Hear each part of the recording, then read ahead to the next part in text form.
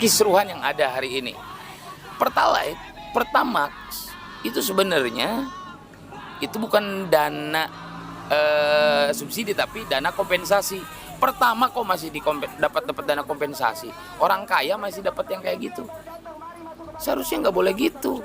BBM ini, apalagi yang subsidi kayak gini, harusnya kan untuk masyarakat atau hajat orang banyak, dan itu sudah menjadi hak dari masyarakat banyak. Tetapi ini malah dinaikkan. Apesnya, anehnya, sialnya, pemerintah justru menurunkan PPN dari pajak korporasi perusahaan-perusahaan besar dari 25% menjadi 21%. Bayangkan untuk rakyat yang berpenghasilan hanya Rp475.000 per bulan, itu pajak BBM-nya dinaikkan. Tapi giliran untuk perusahaan-perusahaan asing, perusahaan-perusahaan kontrak yang besar-besar itu, PPN diturunkan katanya untuk ramah investasi. Dari sini kan kita bisa melihat bagaimana keberpihakan pemerintah. Solusi menurut Bung? Ya kalau memang pemerintah itu punya keberpihakan terhadap rakyat kecil, ya beberapa bulan ke depan nolkan dulu lah, 0% kan dulu pajak untuk PPN untuk minyak, untuk BBM gitu, 0% kan dulu gitu. Yang ditambah naikkan itu pajak korporat, perusahaan-perusahaan besar tambah, mereka nggak terpengaruh dengan adanya ini. Udah kaya mereka, banyak lah kerjaan-kerjaan lain dapat duit gitu. BPH Migas itu bubarkan aja kalau nggak ada kerjaan. BPH Gitulah. Migas Bubarkan saja kalau nggak ada kerjaannya gitu. Nggak bisa mengawasi di sektor hilir bagaimana.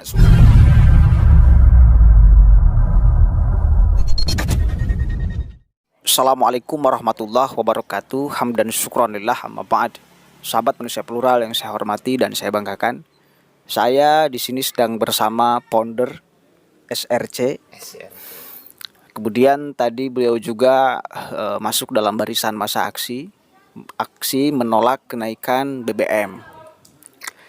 Nah, saya sebetulnya tadi sudah sedikit mewawancarai apa alasan mahasiswa kemudian menolak kenaikan BBM. Padahal pemerintah punya alasan kuat, alasan yang rasional.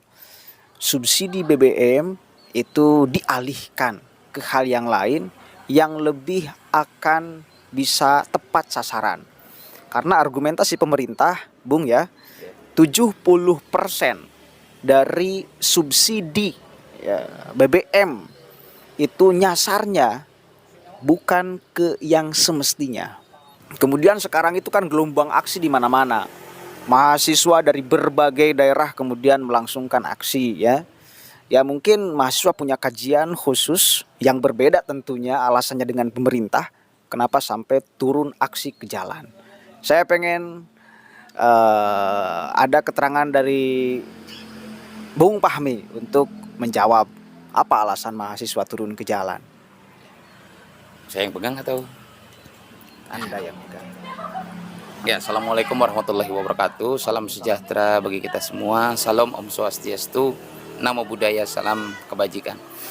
Ya, pertama-tama terima kasih untuk founder sekaligus director ya, director dari Manusia Plural Channel ya, yang pada kesempatan sore hari ini dapat ya bersilaturahim lah. Ya, lama gak jumpa ya. Iya. Ya, tadi soal terkait aksi, memang ini banyak sekali ya perspektif dari beberapa elemen masyarakat, tentunya salah satunya dari mahasiswa untuk menyingkapi dari kenaikan BBM bersubsidi gitu.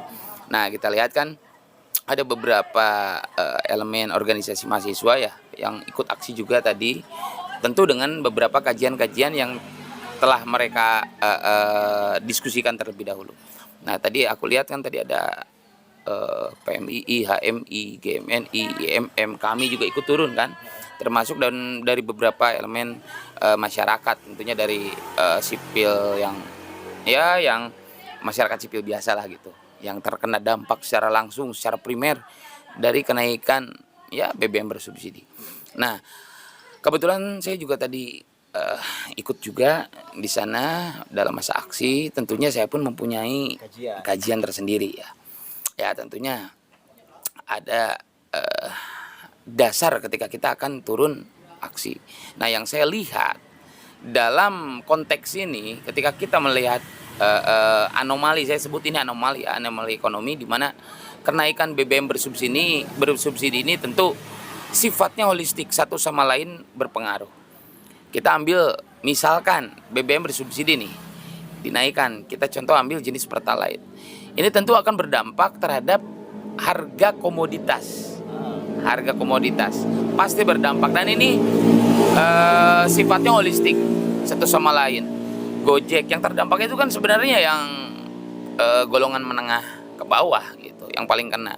Bagaimana angkot ini merupakan transportasi massal yang memang digunakan setiap hari oleh yang mau berangkat ke pasar berjualan, anak-anak sekolah. Ini sangat berdampak untuk Gojek juga dan juga buruh. Kenaikan ini sebenarnya tidak dibarengi dengan kenaikan upah dari buruh. Sedangkan harga komoditas ini naik akibat implikasi dari naiknya harga BBM bersubsidi. Nah, kalau kita lihat nih, subsidi ini adalah sebuah kebijakan moneter, ya, kebijakan dari pemerintah itu sendiri terkait dengan ekonomi Indonesia.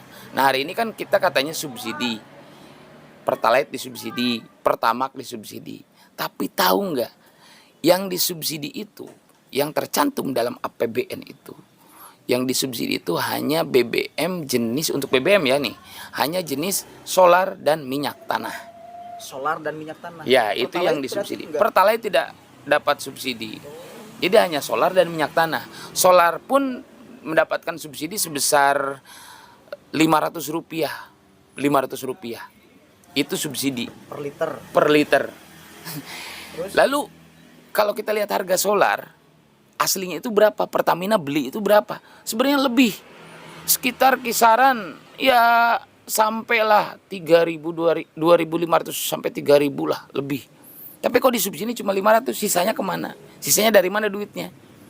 Gitu. Lalu Pertalite katanya disubsidi.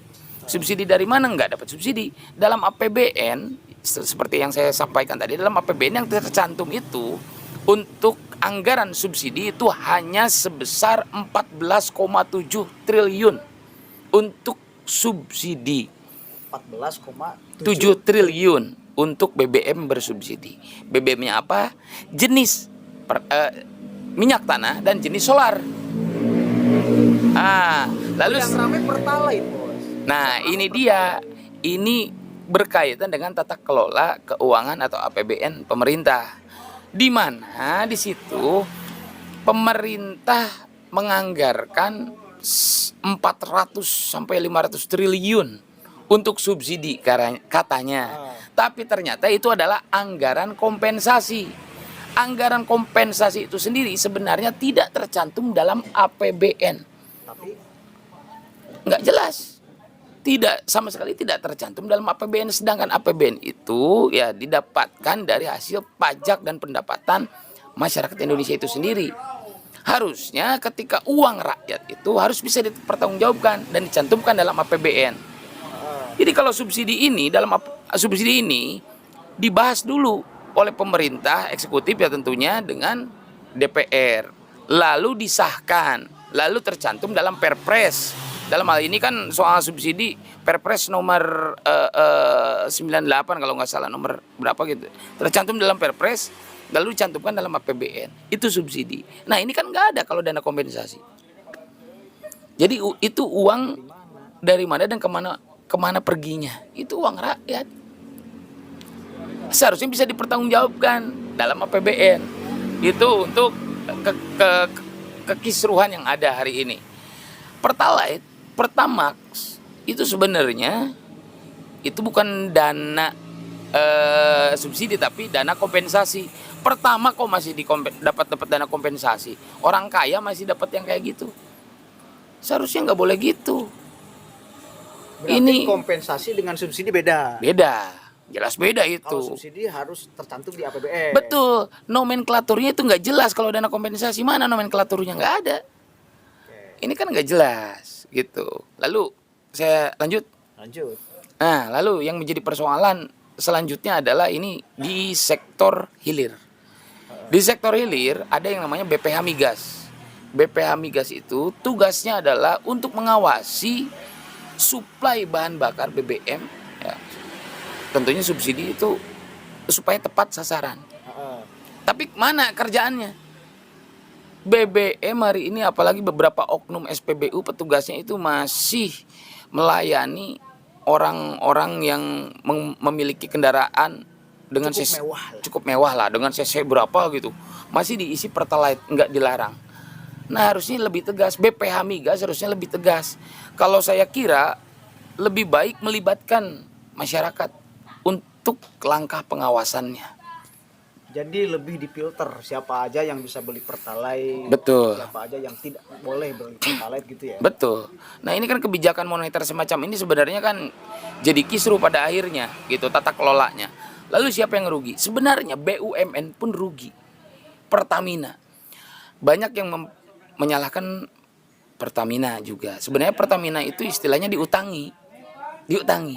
Jadi begini, sama negara. Jadi Pertamina mengatakan bahwa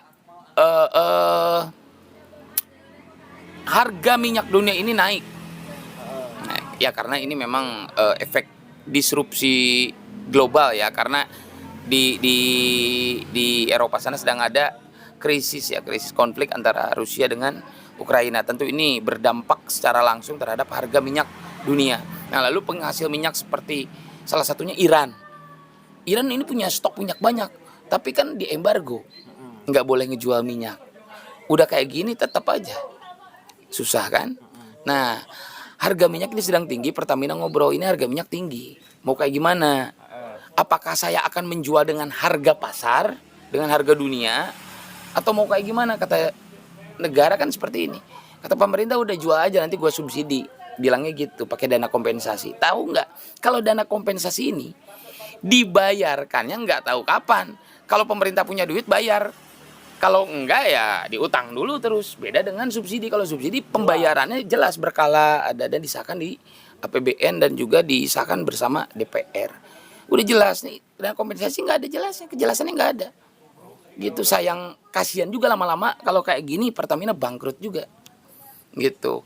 Lalu sedikit lagi nih yang saya ini lihat, dulu kan ada namanya dana stabilitas.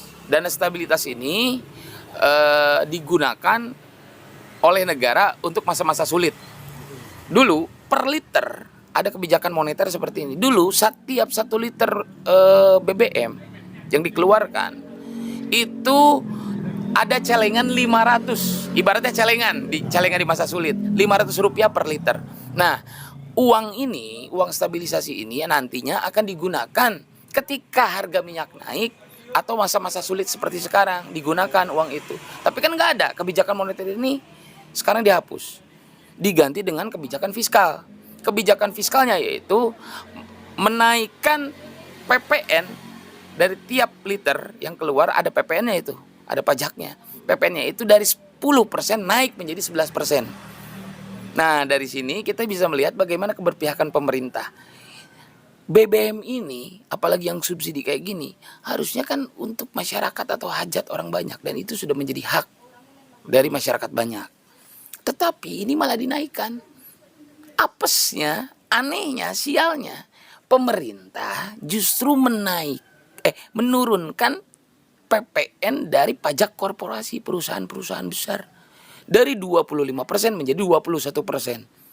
Bayangkan untuk rakyat yang berpenghasilan hanya 475.000 rupiah per bulan, itu pajak BBM-nya dinaikkan.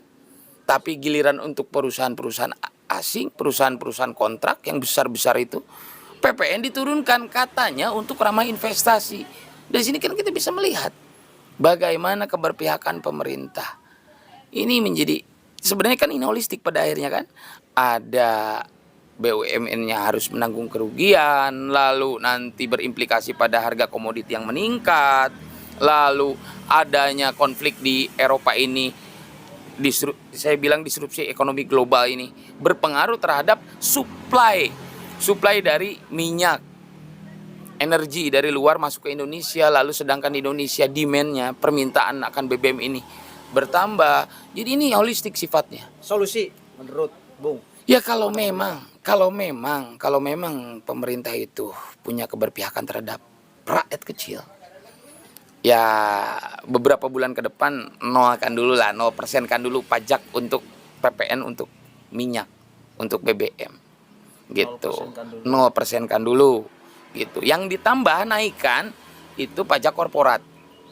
Perusahaan-perusahaan besar tambah. Mereka nggak terpengaruh dengan adanya ini. Udah kaya mereka, banyak lah kerjaan-kerjaan lain yang dapat duit gitu. Itu. Terus yang kedua, ya tentunya kalau saya lihat dari kebijakan fiskal itu tadi, nolkan dulu kebijakan fiskal untuk beberapa bulan ke depan. Lalu selanjutnya, tolonglah, ini kan uang rakyat, cantumkan dalam APBN, bahas bersama DPR. Biar jelas, transparan gitu loh.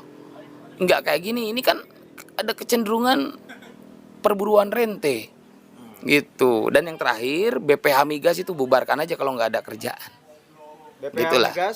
Bubarkan saja kalau nggak ada kerjaannya gitu.